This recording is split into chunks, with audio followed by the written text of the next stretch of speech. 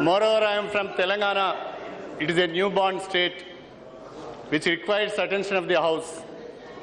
थोड़ा ज़्यादा टाइम दीजिए मेरे को. Speaker sir, Honorable President, in his address, promised that government will take steps to create an enabling ecosystem of equal opportunity in education, health and livelihood for SCs, STs, OBCs and weaker sections.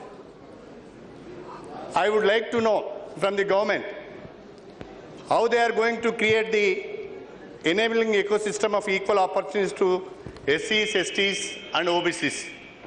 President's address is silent on this.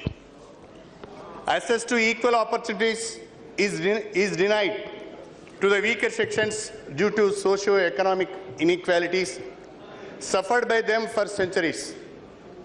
Recognizing this reality, our constitution provisions such as reservations for SCs, STs and OBCs in educational institutions and public services. In addition, there were many policies and legislations which were all aimed at bringing in equity in development. But unfortunately, the inequalities in assessing fruits of development are still staring at us. It is in this context we need to reaffirm our commitment to empower the weaker sections by providing them quality education and health services, apart from enhancing their livelihood opportunities. Sir, I would like to draw the attention of this august House to the hard realities from the ground with regard to the access to the education and health to weaker sections such as SCs, STs, OBCs, minorities and women. While the enrollment rate of children from weaker sections into schools has significantly increased, much progress has not been achieved in reducing the school dropouts. Enrollment of students into higher education from weaker sections still remains poor.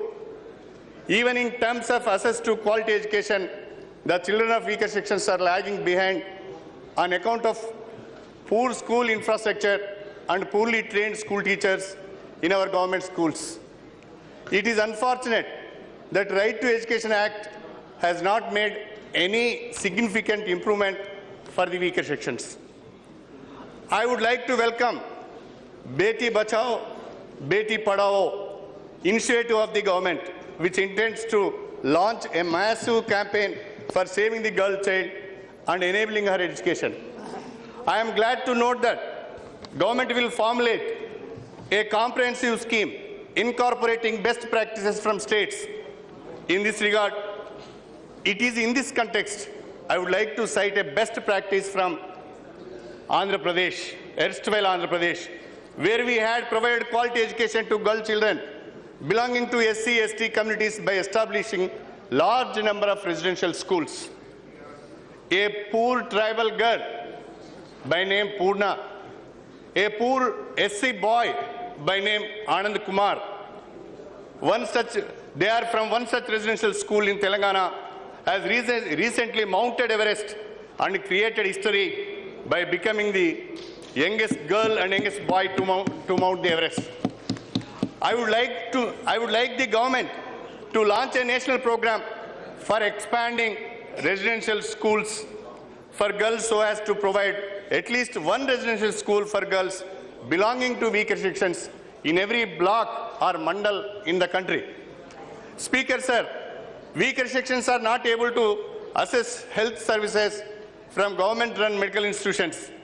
Most of weaker sections families are falling into poverty while paying for exorbitant costs charged by the private medical institutions. We need to arrest this trend.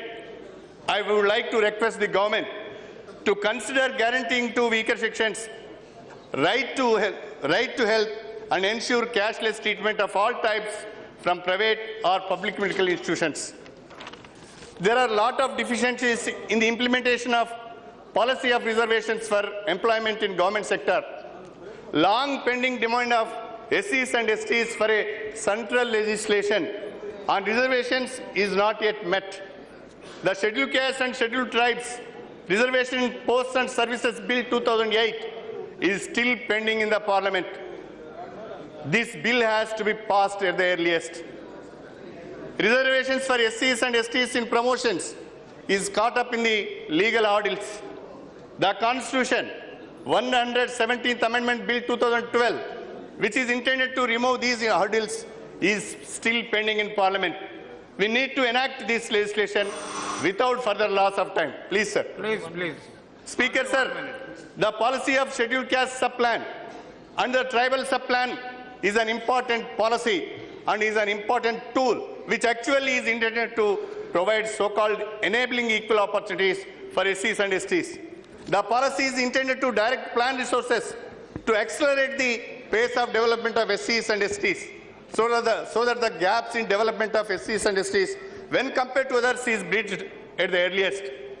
The actual implementation of the policy of SCP and TSP, however, has been deficient both in states and at the center. Appraisal of the plans has revealed that several state governments have not earmarked adequate funds to SCP and TSP, proportionate to the share of SC and ST population. There are instances of diversion of funds allotted under SCP and TSP to other programs. For many years, STs and STs in the country have been demanding for a central legislation on SCP and TSP to ensure effective implementation of SCP and TSP. I hope this government will bring out central legislation on SCP and TSP soon. I am glad that the government is committed to complete long-pending irrigation projects on priority and launch the Pradhan Mantri Kris Sinchayan Yojana with the motto Har Khet Ko Pani. It is laudable and initiative of the government with tremendous potential. Tremendous potential to transform rural areas of our country. The region of Telangana in the erstwhile state of AP suffered gross neglect in using the river waters passing through Telangana. I would like to draw your attention to a long-pending project, Pranahita Chevella, in the newly created state of Telangana. This project may kindly be declared as national project and completed in the next 5 years. Sir, 1 minute, sir. Coming to railways. Our Mantri ji yahan baithe hai, sir. Sir, it is a new state. We need the attention of the railways, particularly in the reorganization bill of 2014 of Andhra Pradesh. There is a mention of establishment of a rail coach factory in Telangana. I request the railway ministry to consider this and see that early rail coach factory is established at Kazipet. And I also request the railway minister, please examine for establishing a railway division at Kazipet. And in the year 2012 and 2013, wagon manufacturing unit is already sanctioned. Please, I request the railway minister to expedite and give some funds in this budget and see that this project is started. Thank you very much, sir.